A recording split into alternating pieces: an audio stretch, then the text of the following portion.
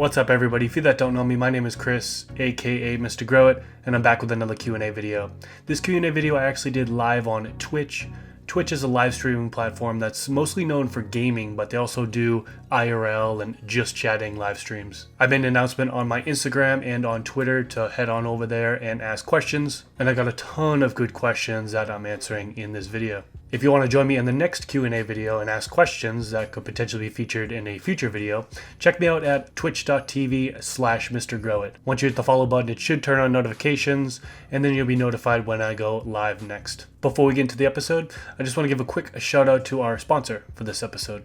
Thanks to Mars Hydro for sponsoring this video. Mars Hydro has two new LED grow lights, the FC8000 and the FCE8000.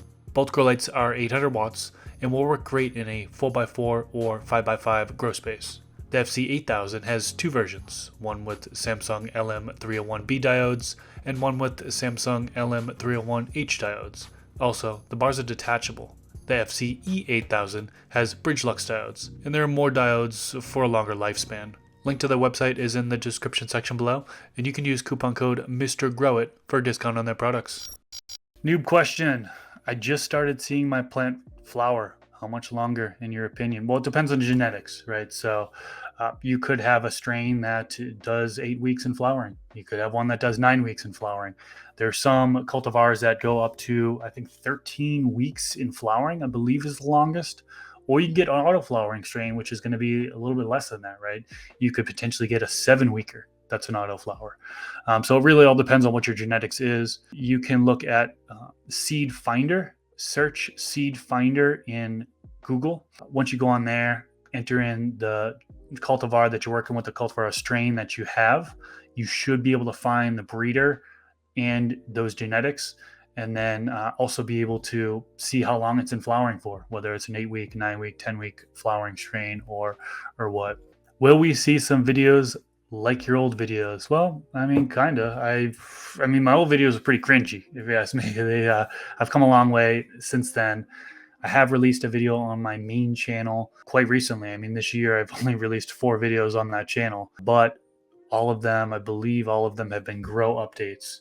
Yeah, all 4 videos have been like updates in my garden. Starting up with just more topic-based videos. To be completely honest with you, it's really time consuming to make videos. Me in particular, the old videos that you're referring to, I would write a script for the video. I would film the footage, right? Write a script, record the audio for the script, cut down the audio, overlay the videos, add in effects. It's like a very time consuming process to do those types of videos. And to be honest, I'm kind of over it. You know what I mean? I'm kind of moving on that. I need to take a page out of Pigeon's book and just be more simplified with the videos. I'm trying to get back into the groove of 1 video per week on my main channel. So stick around for that. Most of my time has been occupied by podcasting. I mean, I have my Garden Talk with Mr. Grow It podcast, From the Stash podcast. So those have just been taking up a lot of my time. And also now I'm back in school. So talk a little bit about the breeders you prefer or trust for new growers. Breeders I trust, so number 1, Square One Genetics. I mean, this is just off the top of my head. Square One Genetics I trust. I trust Prism Labs. I trust Subcool Seeds. Subcool is the Dank, I believe is what it's called. Rest in peace, Subcool. Some amazing genetics. DNA Genetics. There's a huge list of people. I mean, this is just off the top of my head. I'm trying to think of other ones that I've grown in the past. TH Seeds is another one that I trust. I think that pretty much answers the question for now. What do you think about topping autoflowers? I don't like to top autoflowers. Every time I've done it, I feel like I've gotten less yield. Of course, it's impossible to measure if you have 2 autoflower plants of the same cultivar growing side by side. They're coming from seed. They're different phenos. If you top one and let the other one grow, it's not really a fair comparison because they're different phenotypes. But it just seems like for me, anytime I topped an auto, I haven't gotten as good of a yield as when I don't top autos and just do low stress training, for example. As for autos, the highest yield I've ever got was from a plant that I did low stress training, no topping, no super cropping or anything. I did. It was Carmelicious. That was by MSNL Genetics. and I got 8 ounces off of that one plant, one autoflower, just with low stress training. So I'm definitely one of the ones that just think low stress training is enough for autoflowers. Do you do 72 hours of darkness before harvest? Sometimes. There's really no studies out there right now proving the point, but I've talked to so many people about this, people who know about plant physiology and know about how trichome production works. I mean, just look at my last garden talk with Mr. Grow podcast with Tim McCormick from Culture Biologics. I asked him a question about darkness before harvest. Well, actually, I think he answers that question before I could ask it to him. But it's kind of one of those things that's hard to measure. As of right now, it's bro science until actual science were to come out on it. I have tried it. I've done it before. I don't know if I've really seen it much of a difference. It kind of looks like there's more trichomes on there, but like that's just me looking at it. It's so subjective. I know that it's not going to be harmful to do it. You know what I mean? So if like I put my lights off, keep my lights off, maybe I'm busy and I can't harvest, I'm okay with leaving that plant in 48 hours, 72 hours of darkness. I know the plant is going to be fine. It's not going to ruin the final product. And then when I have time, I'll go and I'll harvest it from there. So sometimes I do the 72 hours of darkness. Are you going to show your freak show update? That sounds bad. Freak show is one of my favorites to grow. So have you grown it before, huh, Granny Grower? Yep, update on that coming soon. For those that don't know, I'll actually be posting that in my MJ BizCon vlog. I actually got 2 freak show cuts from Humboldt Seed Co. And for those that don't know, freak show, just Google it. And super excited to grow that one out. I got 2 cuts directly from the breeder. So directly from Humboldt Seed Co. at MJ BizCon 2021. I walked up to the booth and I was filming them. And all of a sudden the guy taps me on the shoulder and he's like, "You want to cut a freak show?" And I'm like, "Wait, yeah, sure." And then they had like, I think 3 or 4 huge freak show plants in the veg stage. And they were just cutting off clones for everybody. So I got a clone of that and 2 clones of that actually, and both of them rooted. So I'll definitely be giving you guys an update on that one. I happen to have a guaranteed fem producing nanners. The whole crow is pollinated, but I pluck them off the sacs and the lower buds. Will the bigger buds still produce? Yeah, so how far along are you? Sorry to hear that, Shark. How far along are you? Yeah, it would really depend. So say that you're in early flowering. I personally would probably kill off the plant if it was like week 4 or earlier. If it's week 5, I'd try to pluck off the nanners and hope that they don't continue. I've had plants where nanners would just produce like crazy. Like you would pluck off some, but like you'd come back the next day and there would be twice as many as before. But I've also had plants where I only had a couple nanners. So you pluck off those few nanners the next day, you might spot 1 or 2 more, but it's like you can manage it, right? Now, keep in mind, when the plant exposes nanners, it's immediately releasing pollen. Okay, so any plants that you have in that same grow space, it's getting pollinated 9 times out of 10. You've got an oscillating fan on. Immediately, once that pollen is released, it's so fine, it's blowing around that grow space. There's a very good chance that it has pollinated. Now, does that mean that you're going to be loaded with seeds in all of your plants, buds? No, because it's just one nanner. The amount of pollen there isn't going to really destroy your crop, in my opinion. But if it was like week 5, week 6, I would try to definitely pluck them off and then hope that they fatten up and produce, ripen up, and then hopefully you can salvage that. Hey, great question here from Organic Butt Flap. When growing organic, do you prefer hot soil and water only or light soil with lots of top dressing? What are some things to consider when making that decision?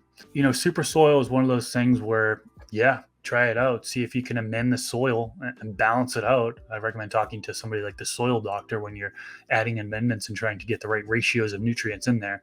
I'm personally not a soil scientist, so I don't really try to take different amendments and then make my own super soil and hope that it works out.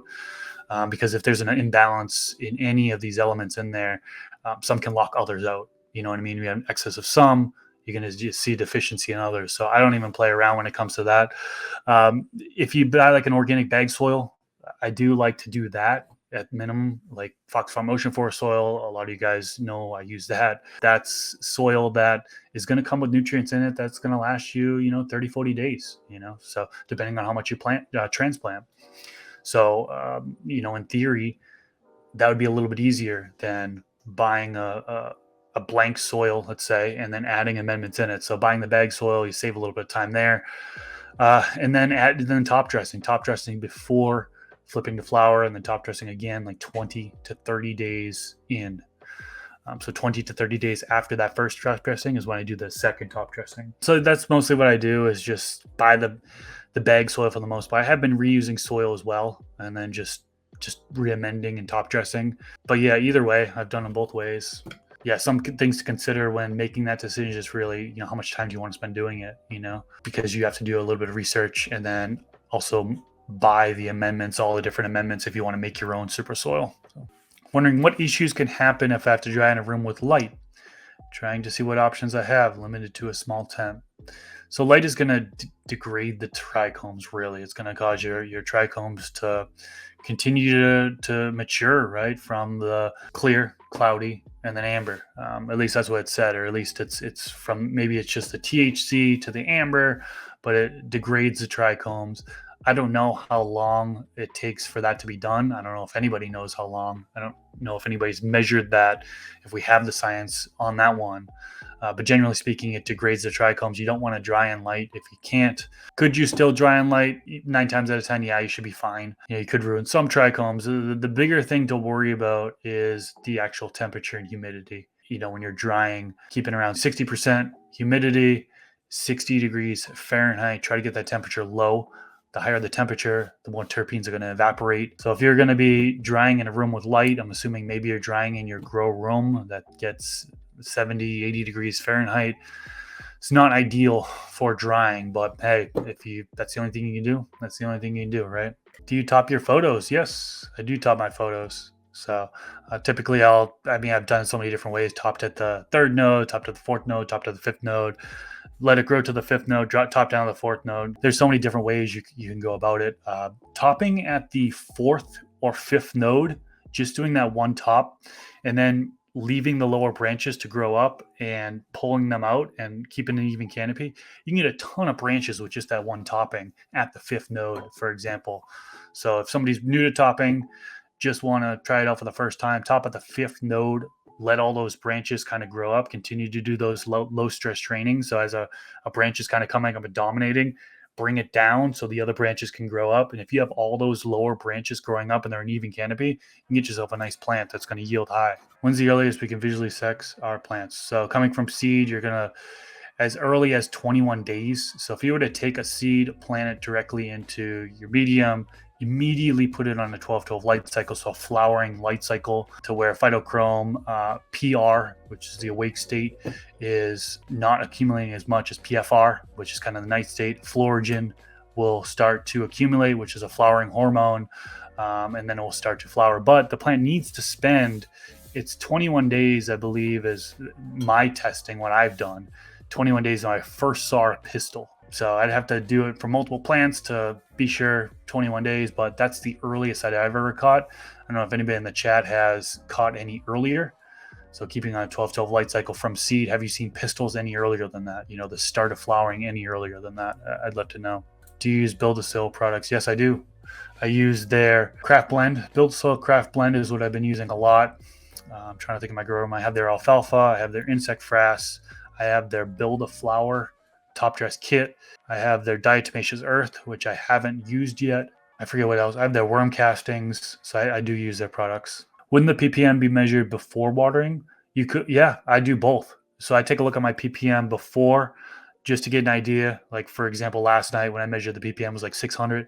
And then I also took, when I fed the plants, took the runoff measurement, because nutrients are going to build up, right? It's not like they're going through 100% of the nutrients from the last time around. So whatever the last time around measurement was, you got to figure that the plant has eaten through some of that. Plus, if you're organics, some amendments have broken down. So that number is always changing what your ppm number is. So you could take a look at your initial ppm measurement and take a look at your last measurement and say, okay, Last time it was 1,000 ppm. I'm assuming it's going to eat up to 300 over the last 3 days. I'm going to feed in 700.